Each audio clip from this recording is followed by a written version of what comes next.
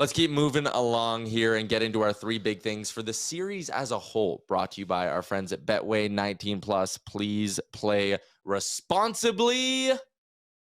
Giddy up. The Oilers are off to round 2. Again, we're going to set it up. But first, my number one big thing, Liam, it is the depth of this hockey team. Yeah. Listen, they won this series because they had big guys step up. And how about this? With McDavid and Draisaitl off the ice this series, the Oilers outshot the Kings at 5-on-5, 67-64. The Oilers outscored the Kings by 1. With McDavid and Draisaitl off the ice, they outscored and outshot the LA Kings. You might say they're like, so what? They outscored them by 1. In years past, the bottom 6 was trying just not to get caved. Yeah. If the bottom 6 even broke even, we were like, hell yes. They now have a bottom 6 that is winning matchups. Unbelievable. Yeah, and I don't know what else more to say on it, but yeah, it's true. Like, you're coming into this series and the Kings are the team who are this deep team and have all these players who can counter the Oilers on so many ways. And then the Oilers just came in and said, no, this is what we will do to you.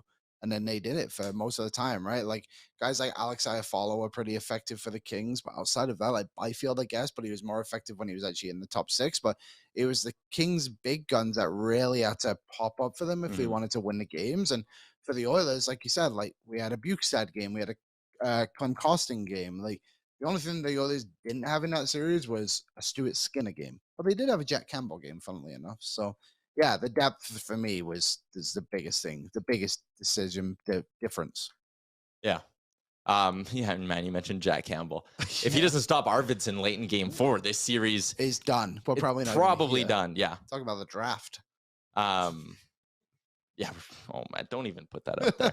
But anyways, number 1 in this in our 3 big things for the series is that the depth really powered this team. Number 2, Aaron flash up that board again. He was the leading scorer in this series. Leon Draisaitl, 11 points. This guy racked up 7 goals in this series. In game 6, he got his first goal in an elimination game in the past 2 playoff runs as well. The way he elevates his game, I mean, there's a stat of players who've played 40-plus playoff games. Leon Draisaitl's career playoff points per game is like only behind Mario and Wayne. Yeah. The way this guy elevates, the way his game translates to the playoffs with the big body, the possession style of play, everything Draisaitl does in the playoffs turns to money, and he was their best player this series. The one thing I noticed about him, which I thought was funny, is he looks excited to be playing hockey, which might seem weird, but in the playoffs, like, in the regular season, like, Draisaitl's very nonchalant about things. Like, he scores, he doesn't show like a ton of emotion about it.